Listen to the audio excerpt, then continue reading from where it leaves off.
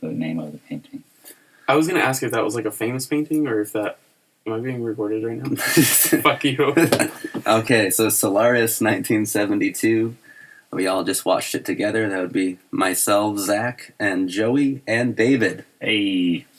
And, well, we all liked it. Personally, I love this movie. Definitely one of my favorite films. And it's definitely my favorite Tarkovsky film. A lot of people would pick Stalker over Solaris, but I think those people are losers. Because Solaris is amazing. But I just wanted to gather, Joey, what were your initial response to the film? Guess I would have to sum up. Are you pausing it now? No. Oh, fuck. I don't know. I'm still kind of speechless right now. But it was a positive feeling. No. I had anxiety through the entire movie. It is a pretty anxious film. I guess first of all, let's talk about the general, before we get into subtext or just concepts. Let's talk about composition, colors. What did you guys think of the overall atmosphere that Tarkovsky was able to cultivate through his images? Pretty? Yeah. Yeah, he was definitely focused on the scenery and the environment.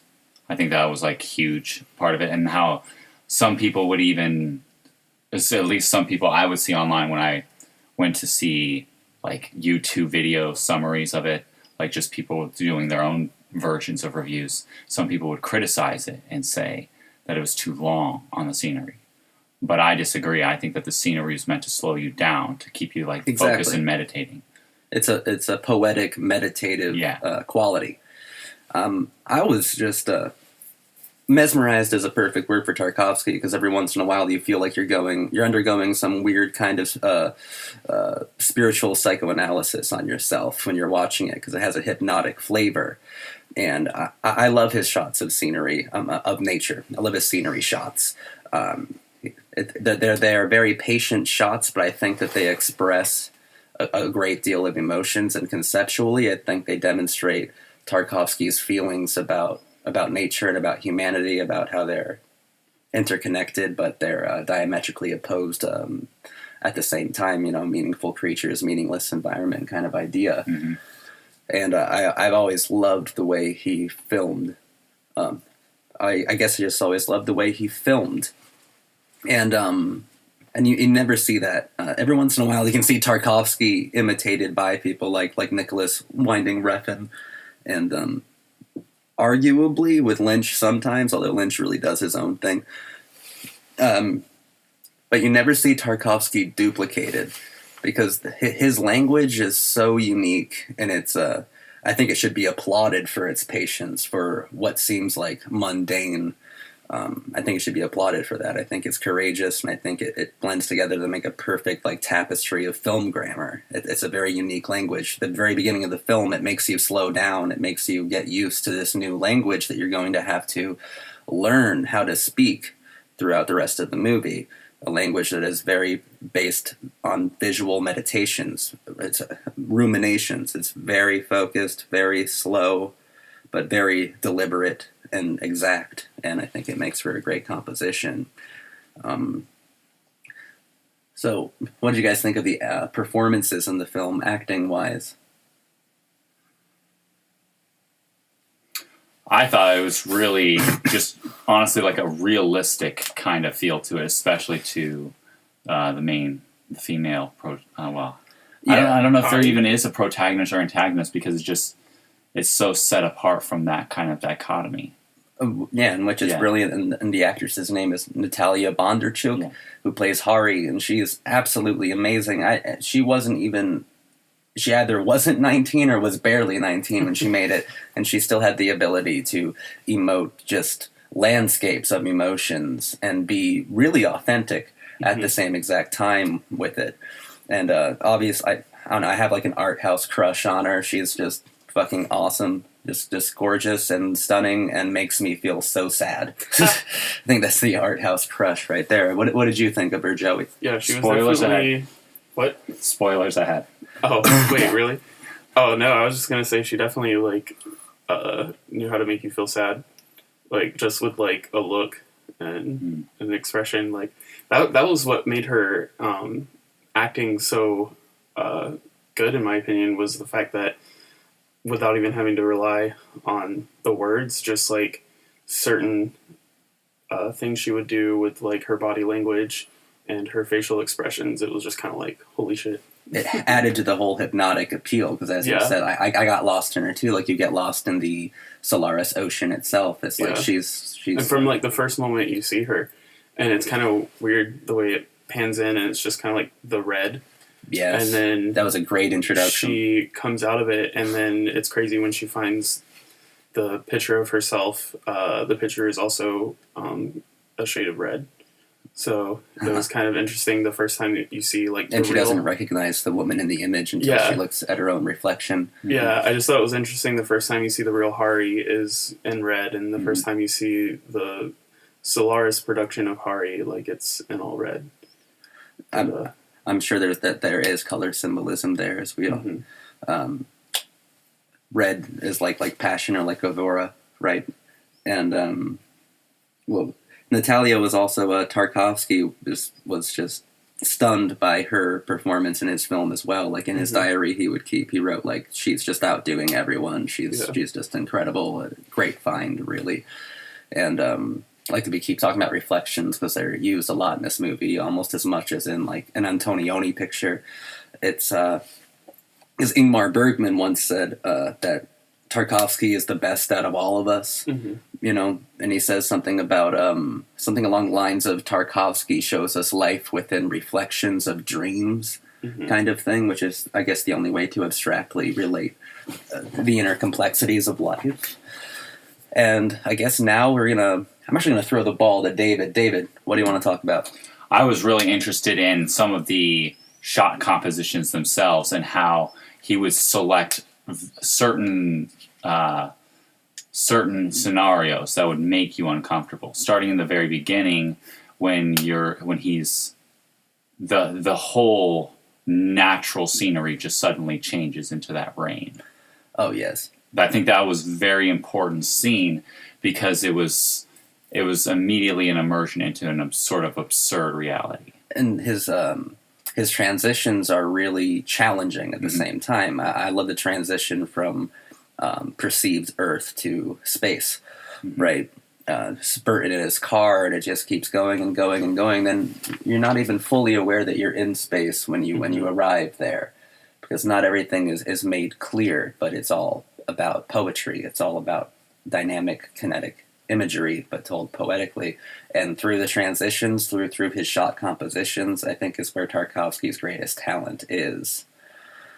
Like, every single shot seems like it has worlds of meaning for Tarkovsky, and most of the time he's able to translate that into some of the most beautiful things I've ever seen and make us feel it at the same time. One of my favorite shots was actually at the end of the no gravity scene. Oh yes. Right at the very ending, where she's like essentially cradling him in her lap, and then the candelabra is like laying on the floor next to him. Oh my gosh. And it was just such a wonderful scene there. Let's talk about like the emotions it brought out of us. I don't know who wants to go first there. For me, the general emotion I get from Solaris is just a deeply thoughtful one. I don't walk away depressed. I don't know. I get like an erotic impulse from the movie. Actually, there's something very like passionate about it. Something extremely almost like psychosexual about it at the same time. Because well, maybe I'll elaborate later. But like, what was your? I definitely can understand the erotic vibe given from the movie, but definitely there is for sure a lingering sadness. Oh yeah. So kind of like a Lana Del Rey song, I guess. Oh, boom, nailed it. Me in particular, I think it was pretty interesting how I marveled at just like human existence, and it left me with an impression of just how our existences can be either beautiful or sad, depending on our narrative, our perspective, and even in the characters that we identify with in the film itself. You know, whether you identify with Chris or Natalia or whomever, Snout. Like, I think that's really important. And what I like is just the symbolism. So almost like spiritual symbolism littered throughout. Let's go into that. Yeah. Take it away. So, I mean, first when they're arriving towards Solaris after the conversation with the meeting, but it's all in like memory, so it's all in black and white, and they're talking about having visited Solaris. I don't even know what the meeting. It was like a space agency meeting kind of. It was like a debriefing or a debriefing. So after all of that debriefing, just the fact that they immersed you into Solaris just by like literally like the ocean opening up like that in that piece, in that moment, and then from there on, it's like everything just sort of takes an absurd twist, and then you see that just like that flash of light, and it looks like a cross. Oh, exactly. And I love that in the debriefing scene, Tarkovsky immediately breaks like the first holy rule of filmmaking, which is show me, don't tell me. And he takes 20 minutes to literally tell you, like in fine detail, everything that you need to know to set up the mystique of Solaris. So right out the gate, Tarkovsky is essentially trying to create a new filmic language. Yeah. And a filmic language that is based on layers of complexity. There's layers of it, of course. There's a lot of symbolism throughout the movie, like physical symbolism found in like statuettes, statues, books, paintings, littered throughout the film, even in the character archetypes themselves. And in the quotes they choose, too. Oh. Quotes that are chosen to be read. Snout is guilty of being both an absurdist and an egotist, a lover of Don Quixote and a lover of his own reflection. But Sartorius is essentially like Faust, maybe? I mean, well... Sort of, yeah, because he's Snout like trying calls to him our own Faust, at least. Right, because he's looking for the holy grail of immortality, right? Exactly. Exactly. And then you just see the main character, Chris, the character, he's got such a scientific mind, but he, later on, he recants that position, doesn't he, in favor of something greater. I'll get into that a bit, because I wanted to talk about this more spiritual aspect of that kind of decision, a decision where he is in a sort of this objective, truth-verifying state. And then you see the busts of certain philosophical figures in the background. Yeah, and I think that they're positioned or framed over certain conversations or certain characters that seem to be projecting what that person would say in that situation, but in an ironic way, in a way that's almost duplicitous. Joey, did you see the moment where he blocks up the door with the chests? And this is like toward what? Still in part one, right? Still in part one. Yeah. So I think we're like halfway into part one at this point, and he blocks up the door, and suddenly his ex-wife Harry is in the room. Like, that was not only just a surreal moment, but then you also see like when he sticks her in the spaceship. Yeah. And then he comes back and he's resting his arm on the sort of like the wall, and then you see a picture of the three holy men on a painting on the wall on the side. So that was like another spiritual symbol I saw inserted. Of course. Yeah. I just want to kind of wax philosophical on Hari for a second. I just want to say, it'll go along with what I was saying about it being somewhat psychosexual for me, in the idea that it's an invading like alien guest, right? But it was materialized from your own dreams, so it's something that you obviously desire. So and at the same time, it's something Chris materializes Hari as a woman always on the brink of suicide, correct? Always as a woman who is about to kill herself, and this goes to the overall defeated nature of Chris. And it's always about trying to protect her, but it's also about him trying to get some love from her, because you get the idea that he hasn't had that kind of love since Hari, that kind of accompaniment, that kind of companionship, or just eroticism. Because how would you feel if you woke up and all of a sudden there's like the most beautiful woman of your life, the woman who made your life worth living, or the person that made your life worth living, standing there in like the most beautiful sun orange you can think of, like some sort of like goddess or beautiful apparition, because it's a movie essentially about ghosts or about aliens or about things that you don't want coming back from the past, but they look beautiful.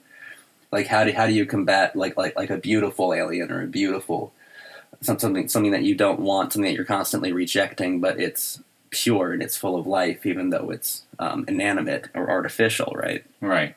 Artificial, yeah, like almost like a simulated. It is a simulated version, Mm-hmm. and it must make you confront certain things as well. For if in your mind's eye and your heart of hearts you imagine this woman as constantly in need of your love or protection, but even when you materialize her, as you would in a dream, you still lose her, and you still lose her on account of your own shame and your own lack of perseverance or like self-confidence when it comes to love. So it's psychosexual in the idea for me that I also would not get rid of this woman either.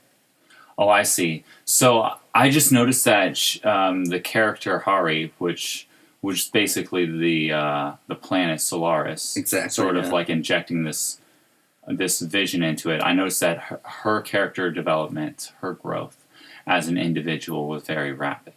Oh yes, like she, and I would call her the most human person in the whole film. That's kind of Yeah. crazy if you really think about it. But I think that's almost the point of it too.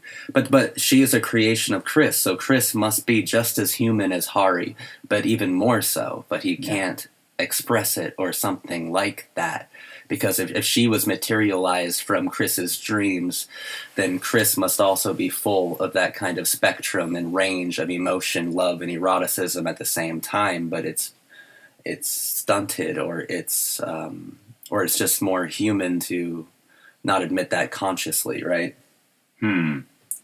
What I'm seeing, and what I see especially about that particular character, Hari, is I see like that there's almost like our desires for love and affection. Yeah. And how they sort of like warp and morph over time, whether for good or ill. And that can be either detrimental to us or it can be very liberating. Well, it's really nothing Hari did that this new relationship failed all on account of Chris again. Mm-hmm. It's just some flaw within ourselves that, like you say, like seek out love. And I think, as you were saying earlier, maybe not recorded, but it's a horrifying and also deeply intimate look at both love and beauty, the contrast between those two, the juxtaposition of those two ideals, and like how they literally manifest themselves if they could materialize before us. Like if we were faced with our desires, like unshrouded with any unclouded by fancies of thought or anything. If we saw them exactly how we saw it, like technically Chris desired like a woman who was constantly falling apart, hypersensitive, and just hyper self-destructive. You say he desired that? I mean, he must have, right? What do you think? Do you think that? I'm not sure. It might be correct to say that that's what he was desiring. Right. More so, that's all he knew at the moment. And the Hari created by Solaris, as she kept saying throughout the movie, was that she wasn't herself. Yeah. And she was like only remembering things as she grew closer to Chris, but it wasn't her own memories, it was his memories of Hari. Exactly. And so, I think you're definitely right that it was doomed to fail, in the sense that it was Chris's fault. Because if it was a reflection of Hari, then it was going to end in tragedy no matter what he did, I believe. I absolutely agree with that. Getting toward the later half of part one, we start to is that in part one where they're in the conference room and there's all the busts and the paintings around the area, or is that part two? That's part two in the library. Okay, that's right, in the library. How far in is that in part two? It's about the 2-hour mark. Yeah, that is pretty far in. All right, so before I get into that, I wanted to get into toward the ending of part one, when they transition between the shots where he's in the present moment, and then it just immediately transitions into the memories of him and him going back and thinking about Hari. And so then that actually jumps back out from that moment of memory, and she suddenly remembers it too. Exactly. That was pretty, mind-twisting. Here's a question. I mean, in that memory scheme, right, he was also seeing visions of his father and his mother, who later both appear as Solaris fabricated people. Okay. What do you think his mother represents in the scene that she was in with him, where she was washing his wounds? Yeah, that was in part two, wasn't it? Yeah. I thought that was fascinating because it was almost like an alien learning the most intimate kinds of love. And It was not just in a romantic sense, it was also in a very maternal sense. Well, I may just have a deviant mind, but I got something again really psychosexual from that scene, considering it's from when he knew her. So she's younger than him, and she's still a pretty attractive woman because as well. of the transition between Hari and the wife too. So you're transposing the idea of Hari onto this woman as well. But this woman is not helpless in this scenario. Chris is helpless, always needing his mother to wash his wounds. It was interesting the way it was shot. It was almost like that was something that was happening in a dream or a flashback. Mm-hmm. And it was weird because he wasn't acting the way he was acting in any other part of the movie. He was acting like a child, 5-year-old Chris. Yeah. Yes. So it makes me wonder if that was even actually happening while he was awake. It almost seemed like that was a dream that Solaris was picking up on and transmitted back Hari, because his relationship with the new Hari did seem to have that maternal yearning. Yeah. After Chris was very needy. Yeah, after the scene where they have zero gravity and he winds up in her lap, it was interesting because it kind of breaks gender roles as far as relationship goes. In that moment, well, that's where you understand that Hari is the stronger individual, and it's still a part of Chris, but it's an illusory part, right? Right. What I found interesting was that was very good. What I found interesting is leading up to all that point, I think both of us sort of noticed it at the same time, of the bust of Aphrodite being in the background multiple times. Yeah. So it was also in the library as well, but it was the cut-off version without the head. The one that's a matter of history. Not going to get into that. But getting into the concept of Aphrodite herself as the Greek goddess of beauty and love in that respect, we see that the myth is that she came from the sea, from the foam of the ocean. So that was definitely a pretty literal symbol, I guess, because they have Hari literally emerging from the ocean, I guess you could say. So that's one of the most concrete symbols. But it does align her with goddess as well. What's interesting, though, is even though Aphrodite's known for being the goddess of love, etc., she's also known to be very unfaithful. Right. Her husband was Hephaestus, I think his name was. He was the god of iron and steel work. And she cheated on his ass all the time. Good background story. So it does put it into perspective, though, so that's actually helpful. No, it is. It's also really interesting with that parallel of Aphrodite being unfaithful, therefore, I guess, not really needing Hephaestus. And you match that with Hari and Chris, and it was interesting that her Solaris projection was incredibly needy to the point of busting through a metal door. And then when he was describing the real Hari to her, or no, I'm sorry, she was actually describing herself and like the memories as they were coming back. She remembered that she didn't need him. No. And so like Chris like injected that insecurity into the new one. And then it was interesting because she mentioned like as she was becoming more human, and then she announced that she was human in the library or wherever that was. That she said that she didn't need him anymore, or at least she didn't need to like follow him around anymore. I know what you're talking about. The moment where she right after or right before that moment, she spills she tips over the candles in the books. It's like a very human moment because it just captures just like how in real life you have this sort of like entertainment comical version of oops. And you have that funny goof. Exactly. But in this particular movie, it's very contrasted. It's a very authentic moment where she tips it over and she cries. Let me ask about, what do you think the motivations of the Solaris planet was? It's weird, I guess, to say it had a motivation. It was that it was conscious. Yeah.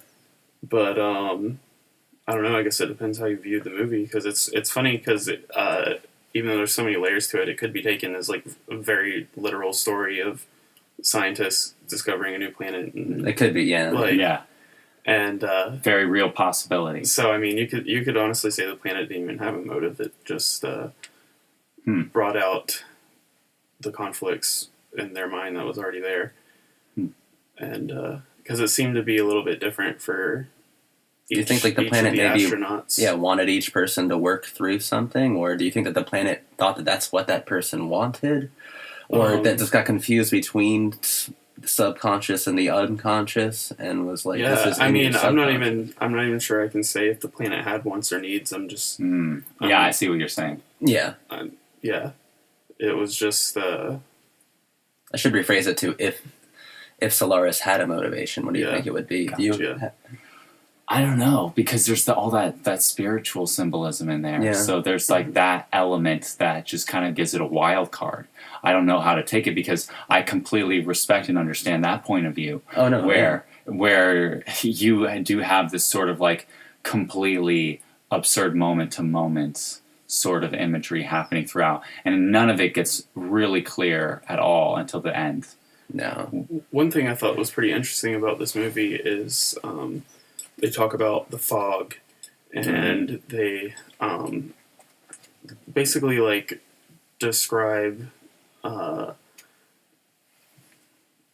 looking at things and like getting lost, I guess, and then the hallucinations begin, and basically these guests that were coming were basically from their own minds, and I thought it was interesting. Talking about earlier, the long nature shots, like they were so long and just kind of like they were like hypnotic and like meditative, like the music and the way it was being shot. Like it was almost like the same effect as the oceans on Solaris were having on the astronauts. Like I felt like those scenes were having on the viewer, honestly. Precisely. So it was almost kind of like those ink blots where you're like looking and you're kind of like... Oh no, I feel like I was seeing shapes in the oceans. Yeah, it really was like that. Like, well, I didn't mean like literally like seeing shapes. I literally did. But more so kind of like how it was like Jungian symbolism, how there's like certain archetypes that like when you view them, it brings things out internally. It was kind of like that. And a lot of these shots with this film, where it was like, I feel like each viewer is going to take out something different from the movie, just like how it seemed each of the astronauts had a pretty different relationship with whoever their guests were. Precisely. Well said. Definitely. So I wanted to ask both of you if, like, what particular emotions did you evoke out of what you were just talking about? Just like, For me personally, there just seemed to be like repetition of like feelings of like not being able to move forward, and which I don't know. I don't want to get too far into the movie where it's like No, go. literally. I was just gonna say like, so I guess I could just start talking about the end of the movie. Well, yeah, if That's people right. are listening to this without watching the movie, they're They want to like get to the chase. I guess they're already. idiots. So at the end of the movie, when he basically, I guess, chooses to live on one of the islands that sprouted up down on the planet, and creates this whole reality down there. Like, I was trying to like figure it out because they said the guests stopped coming when they projected him being awake down to the water, and they said but islands appeared. So they said Hari is like basically not going to come back. Like, they used the Annihilator, and they kind of made it sound like she definitely was never going to be coming back. Ever since they like sent the new radiation of him being awake down to the ocean, and then he chooses to go down there anyway. And you don't see Hari when he goes down there. You see his father, you see his dog. I feel like when they use that Annihilator, it completely annihilates the idea of the guest. So there's something I wanted to follow up with you on that train of thought, and how the very ending compositions, those shots where it shows the islands rising up out of everything. What I found interesting about that whole, I guess, twist in the plot, sort of, is I would like to point out throughout the film, there is no clear timeline. So, like, you have, like, certain movies where the timeline is very clear and very cut. And this particular movie, you're not seeing that. The only thing you have is, like, as far as hints or motives are concerned for Tarkovsky, is the sort of the past scenes, the black and white scenes that seem to evoke memory. And other than that, you do have like a sort of like a very vibrant sort of like color in a lot of the, not only just the nature shots, but in some of the conversations between the characters. But anyway, following into that and getting down that particular aspect of the movie, what I'm really trying to say is I found it very fascinating that whole scene just like, and not only pulled out emotions about our, like, existentially, like our dread and death and the fear of the unknown, but just like how there was that clear lack of timeline. It was like Tarkovsky communicating to me specifically and telling me that was the beginning the same as the end? How do we know whether they were on Solaris the whole time or not? And then the only time where we had that possibility of that window where it wasn't was during the traffic scene, where you're seeing like the whole of like a city moving throughout the night, and that just really, like, especially the music and the sound, how visceral that sound was. It just sort of like evoked this sort of like strangeness, whereas the nature almost seemed more familiar than that. Oh, definitely. Yeah. Definitely. I think that's very deliberate. Yeah. I pulled the same things as well. And you can even get, I guess, maybe even, were they on Solaris the whole time? That's everyone constantly living in the past. Exactly. And is Solaris that city or not? Because, like, at the very beginning, we're hit with that curveball of the inclement weather being so sporadic and very strange. Maybe that's just where I've lived, and maybe I haven't lived in areas where there's sudden April showers like that, but it almost seemed like one. What did you guys pull from the end of the movie with falling at his father's feet after it had been pouring inside of his own house? Yeah. And how it's just that weather, that's exactly what I'm talking about, how the weather was just so strange that it was even inside, like they had a leaky, broken house. It was strange because it looked like when Chris first saw his father, it was an expression of happiness, of return. But then I believe he It's like almost like he forgot that he was on Solaris, or had just suddenly realized, because his expression turned ultimately grim once his father recognized him. Maybe he saw that he also instilled a flaw inside his father, or at least inside the house, like it's constantly the downpour inside the house, and the fact that his father does not notice or has just become so used to it, right? Yeah, so what do you think the whole of Solaris like kind of is in that respect, in the respect of manifesting the memories and the narratives of the main characters and their interpretation of their figures, their roles in their lives, especially like Chris, the main character? I feel like, well, with Chris, I think Chris is a damaged individual, and I think that his projections or materializations are in turn also going to be bruised and damaged as well.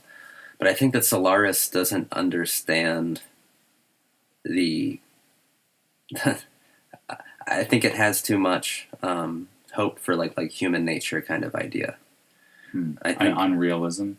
An unrealism, because I think that we dream and we think so passionately, but we don't act that way in real life. Yeah. And I think that Solaris obviously Solaris conflates dreams with waking life.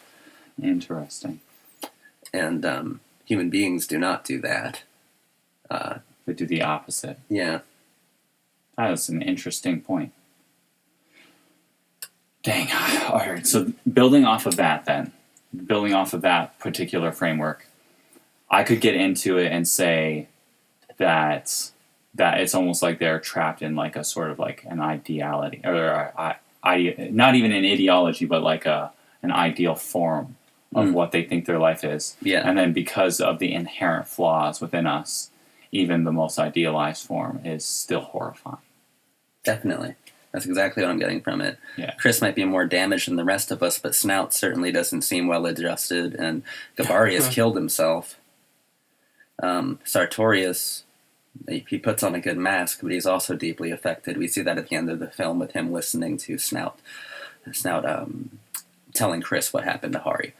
We see him actually, like, he is actually affected by these things. He's also a man of emotion, because all human beings are emotional, whether or not we wanted to admit it. It's very true. Man. So let's talk about something? Oh, I was going to say it's just interesting to think about the other guests that you saw on board besides Hari. Like the little person? Yeah. Running out of Sartorius's lab when you first meet him. That's a great introduction to a character. Yeah. And you like to think that Sartorius maybe dreamt up a little person on purpose. Like since he's a scientist and he knows he can bring things in from dreams, maybe he's dreamt up like the weirdest stuff possible just so he could experiment on it. Jesus. And Snout might be talking to himself or like a little girl or something. The little girl was for Gabarius. I don't know who Snout's visitor was, but who was the little girl running around in the blue? I think that was Gabarius's guest who was still there after Gabarius killed himself, because she was present in that Gabarius tape, correct? Yeah. Mm-hmm. And she was running towards his corpse and stuff. Mm-hmm. But we never see her outside of the tapes. I think that's important. We do see her outside of the tapes, because Kelvin sees her. Yeah. Oh. Yeah. Okay, I guess I missed that. Like run through like a doorway corridor. Fair. Sees her before Hari. All right.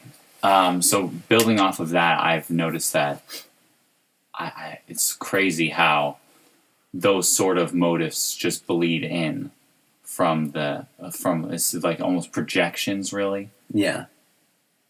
I don't know. And then just the idea that your projections live on after you do. Yeah, it's also fascinating. That's crazy. Wow. And I mean, Snout never has visitors in the daytime, which means he does dispose of them like every night. Which kind of adds to his torment. He'll show up like his hand wrapped in a band, like something happened. Yeah. All of his clothes are torn. He's been in some scuffles. But what did you guys think of Hari getting lost inside of the painting, The Hunters in the Snow? I thought that was pretty awesome. What do you think Tarkovsky was trying to express with that? That was really interesting. So I don't know if I'm like reaching here, but when I saw that and I saw the transition and I saw the weightlessness happening pretty much like directly after that moment, you almost see this sort of like it's being juxtaposed, whereas normally it was juxtaposed throughout the film with a real and an unreal scene. It almost seemed like two unreal scenes being juxtaposed between each other. The idea of weightlessness in space, but at the same time looking at a painting, and it almost seems like the painting's alive and moving around, but it's still two-dimensional. So you have this sort of two-dimensional idea of the perfect unity, the perfect kind of existence, and then you have that juxtaposed with the sort of real life library floating with my ex-wife. Because the painting itself is also like a materialization or a projection of the painter. I believe it's supposed to represent like an idealized idea of what life was like, of what simple times were like. But it's either how they were or how you wish they were. How you wish and they so were, Hari is able to see the materialization of an artist, of another human being, and able to emote with it like clearly, more deeply, and it resonates with her because she's also maybe a creation. It's like two works of art looking at each other and getting lost in it. That's pretty awesome. I like that. That's a good summary. Yeah, that's not bad. Thanks. But what else do you guys want to talk about Solaris? I mean, there is some of the historical data that we have to bring up. I know that it was like Stanley Kubrick's or Andrei Tarkovsky's reply to Stanley Kubrick's 2001: A Space Odyssey, which you mentioned earlier. Yeah, and he saw 2001 as a bit unfeeling. Mm-hmm. And then there's also the fact that I find it interesting that the symbolisms continue to happen. Yeah, and there's after a certain point they actually start talking about like resurrection and supernatural. Yeah, I can't get used to all these damn resurrections. That was really unnerving. Not only that scene, but just like how they were like painfully self-aware of that. Yeah. That sort of like how that immortality. Snout was incredibly like self-aware of all the pontificating they were doing. Yeah. Then you have lines like, "Next you're gonna ask me the meaning of life." Like everything's pointless, man. Snout was an absurdist or a nihilist, no matter how you want to look at him. He definitely was. Wow. That's awesome. So yeah, there's all of that to consider, and then there's also to consider, I don't know, I'm unfortunately very lacking in the technology of filming, especially around the time of 1972, with the capabilities of the filmmakers themselves and the genius in which they do things. So I honestly, part of me does wish that I knew a little more, because then I could understand the constraints of how they're portraying their art. It was, of course, things were more limiting in 1972, Sure. But if you look at a film like 2001 still holds up today, and it's very out there, very fantastic, very magical. But both of these films are practical, but I feel like Tarkovsky went out of his way to make a science fiction film incredibly earthy. Yeah. And like, you can tell that planet is just some ocean, right? Mm-hmm. There's just some geysers, some like hot springs or something that like he filmed. But I think he wanted, if you juxtapose that with like the weird kind of like seaweed in the beginning, like the seagrass in the beginning, moving back and forth, you see how alike they are. So Tarkovsky, I think, went out of his way to make his film not appear like, because you never see like the blanket of space, right? You never see like the stars or anything like you would normally see in a space film, like the moon only orbiting. very briefly. Yeah, very briefly. Very, very briefly. So Tarkovsky went out of his way to make his film poetic as opposed to cold. Fantastical. Yeah, and cold. I mean, I do love 2001 as well, and Kubrick, I think his aim was to be a bit cold. I think that was his aim as the filmmaker of that particular movie. And Tarkovsky went out of his way to explore the depths of the human condition when taken out of its element, or maybe thrown directly into it. Can't exactly tell, because everything is unclear about the film, and I think that's one of the more hypnotic or beautiful parts about it. Don't exactly know what's going on most of the time, because Tarkovsky likes to challenge you. So I wanted to leave several final comments just on my own perspective of things, and how I just like was really fascinated and blown away by not only in those camera shots where they stare directly at the camera, making us self-aware, making us self-conscious, making us realize that we are the ones watching the film, and so our input, our discovery into what we're seeing, what Solaris evokes from us, is almost just like you were saying earlier. It was like a bleeding, like a blending between that particular unreality and our reality, and make that artist Tarkovsky making it like our own reality is a sort of unrealism, and if it like we're stuck in like a box of consciousness. Ooh, that's very good. Yeah, and that was one of the strongest feelings I received from that film, was just how I felt like almost like me, like if I had it, because I do identify with some of the characters on some level. And that's just like, to me, thinking to myself, well, is that my own consciousness being in a box? Because if I'm self-aware of that, I'm self-aware of myself Well, being it's weird. identifying with relate to Chris. every character but Hari. Hari seems so untouchable that I can't relate to it. It's interesting. I was actually going to say, out of all the characters, I find Hari the most relatable. Oh, Really? And which is weird, I guess, because I think she's supposed like presented in a way to not be relatable, because she's not human. She's just a perception. So how can you relate to someone who all their feelings are a reflection? But it's interesting as the movie progresses and she does become more and more human to the point of attempting suicide. And, or rather, I guess she did it successfully and came back to life. But it was interesting because at one point, Hari had to make a very human decision herself. And she could have stuck around, but unless they were lying, she came on her own terms which means trying she to demonstrated a great form of sympathy, right? Yeah. Right. And it's also interesting when she goes through that, like the fake Hari, I guess, goes through like this existential crisis of like having memories that aren't her own, and which I feel like is definitely relatable.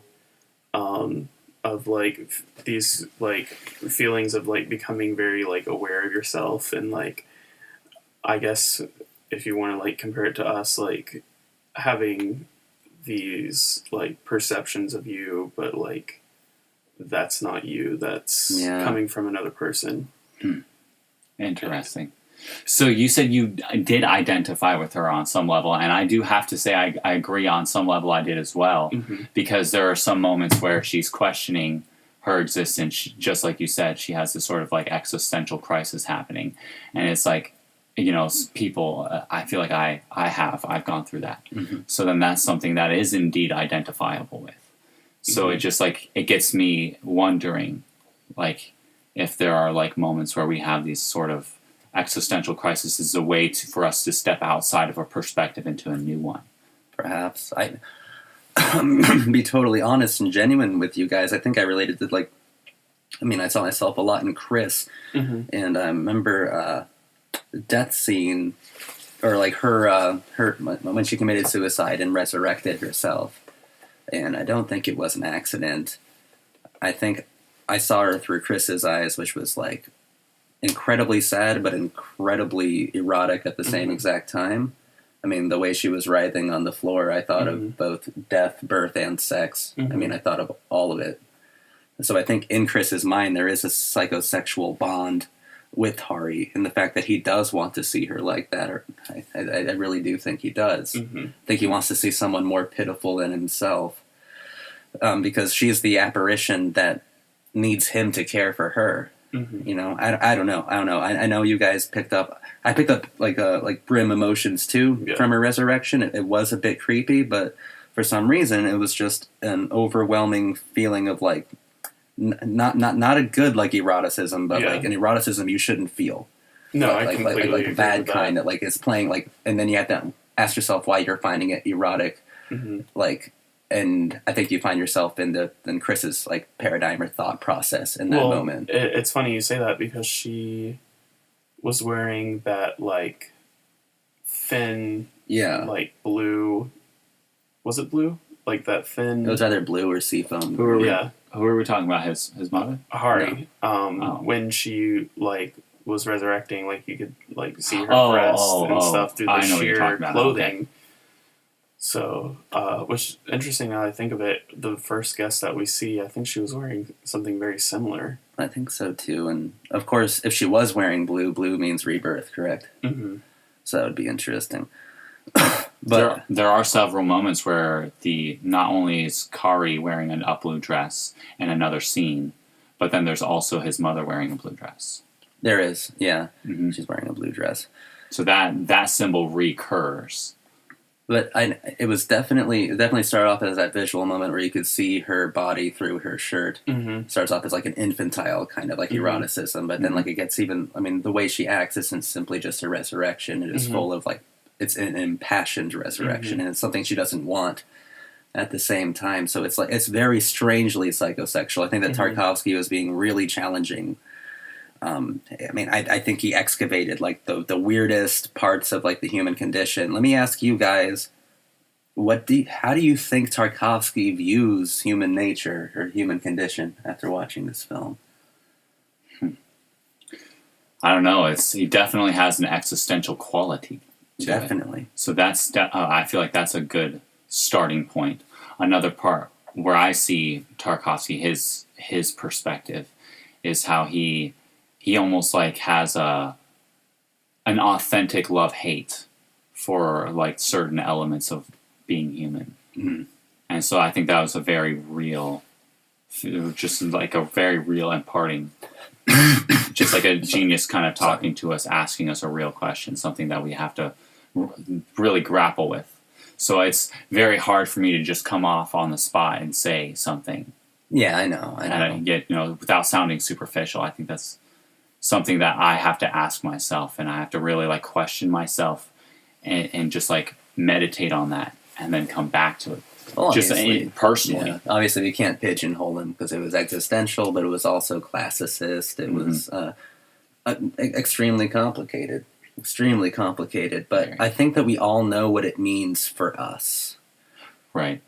Maybe he wasn't trying to demonstrate how he feels about human nature, but we walked away from it forced to confront the ways that we think about it, right? We had to work through certain things while we were watching it. And I don't know. I love this movie to death. It's definitely one of my favorite films. It's really, really high up there, probably a top 10 contender. How about some last thoughts from you guys, starting with Joey?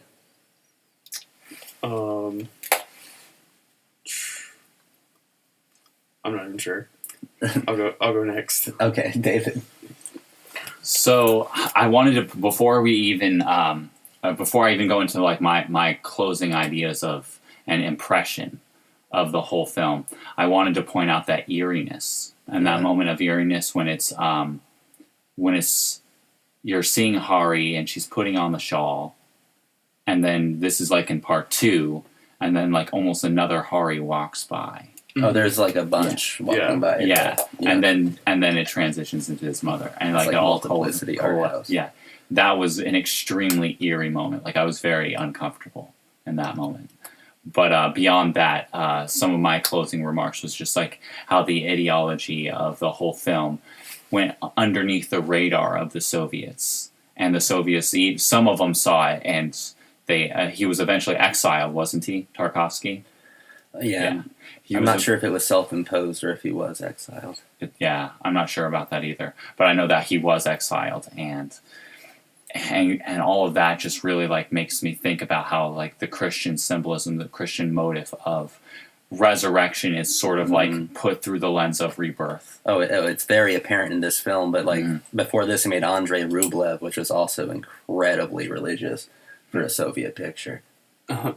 It's funny you mentioned him possibly being exiled or not. I didn't really know much about his life, considering how the movie ends with him essentially all alone on the island in his own mind. Yeah, at his father's feet, and there's something beyond Freudian about that. There's something so, I don't know, really striking. I think that's a great image to leave on, like just really incredibly striking about that. And I do want to bring up, because you brought up I look at the last 15 minutes as I do like the last 15 minutes of 2001, when 2001 was like the total trip 15 minutes where it's just crazy, like psychedelic colors going into like the futuristic world, ending with the Star Child. I look at the end of Solaris as the same kind of massive trip, but as opposed to a trip through space, time, and like the human trajectory, I think it's like an equally, I would call it more powerful, but like an excursion into the depths of the human soul at its most symbolic, at its most vulnerable, because we see so many Haris, and then it's almost like they blend or culminate into his mother.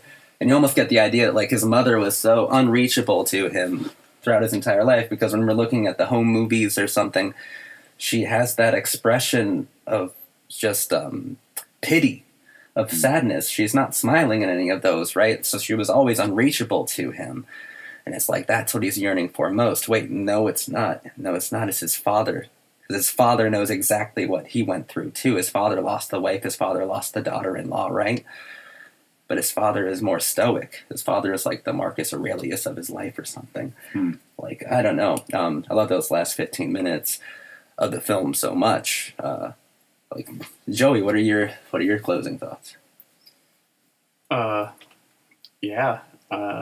I need something to jump off of. Like, well, I could provide that. It was interesting how his father was being projected through Solaris, and he was on the island. right. So jumping off of that, you could probably, guess as to just what that means in Chris's mind, or in your mind, because I'm sure it has like you have a different interpretation from us.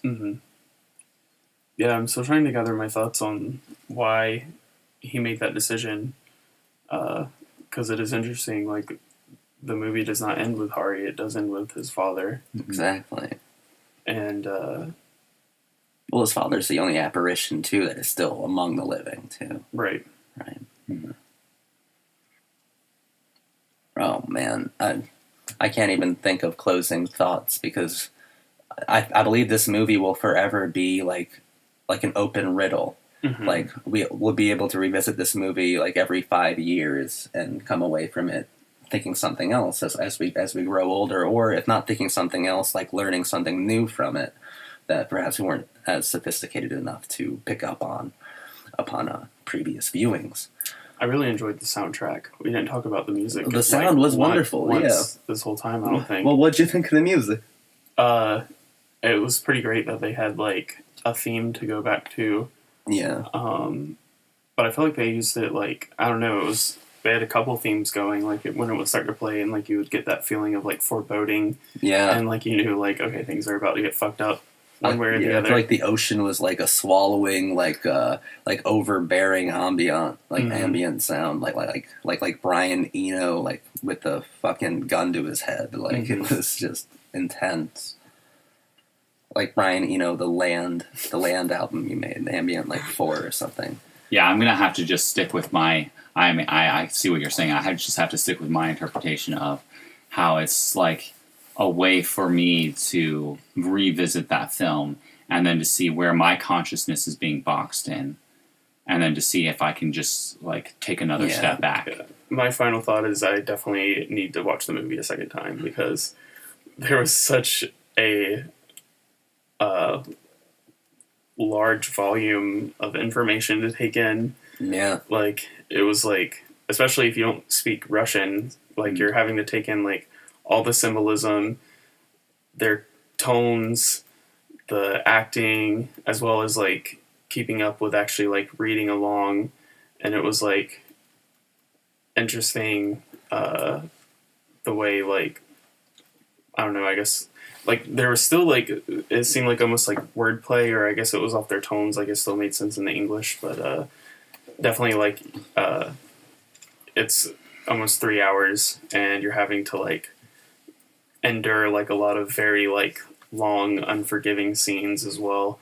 And then there's like moments where there's actually like a lot of happening, and there's like dialogue, and you're having to like take in everything going around you, like, and keep up with everything that's being said, like especially the debriefing scene. Like there was like so much information happening, like right off the like right out the gate, like exposition. And it's funny you mentioned the tell it rather than show it. Yeah. he did. It was interesting. Like, it definitely like actually like set a very unsettling and like haunting tone. Like right off the bat, was like they're building up this very strong feeling of like foreboding and like anxiety, like leading up to actually finally seeing the clips. Mm. And during that scene, Oh, dude, I know you just saw it for the first time. I've seen it 5 times, and it's overwhelming every single time. Yeah. I mean, it's overwhelmingly like beautiful and one of the most perfect films I've ever seen. But it's also just an overwhelming experience. Like, I've tried to record a conversation like this about it so that I can like upload it, but gosh, at the end of every viewing of Solaris that I've had with people, I kind of feel exhausted at the end of it. Oh, yeah, because I'm sure it is emotionally taxing. yeah, I'm and definitely like challenging. finding like difficulty to like convey how I'm feeling right now through words. Honestly, I think that's the best thing to say about a film, especially an art film, is that it leaves you speechless in your own thoughts. Mm-hmm. And yeah, this is just a wonderful, wonderful film. Probably getting ready to end this here, but it was just such a wonderful film. I wanted to talk about my lasting impression on this, because this is the second time I've watched it. Yeah. And this time around, I got the lasting impression that almost like my life, me in particular, is almost like I'm walking backwards, but I'm not able to look backwards into an unknown, uncertain future. That makes me think of that transposed shot of Chris standing Yeah. face forward, and then it transposes him standing backwards. That really, that was really interesting. Yeah. It definitely. Like existentially. Yeah, that's really like, funny you said that, because that's a pretty perfect description of that shot. Exactly. It's kind of like existential inertia. I really like it. Mm-hmm. And there's that level of uncertainty and almost fear that comes with walking backwards without seeing where you're going. Oh, that's beautiful. All right. So we all enjoyed the movie. Okay. Definitely. It was very, very good. And there's a lot of good reading material about it as well, if anyone's interested. A book called The Visual Fugue is very good. The commentary on the Criterion edition actually has the same 2 authors of that book. So give that a listen and give that a read. And once again, Solaris is amazing. Thank you for listening. Thank you to Joey and David. And thank you for listening to us. Whoever you are out there. That's your real name.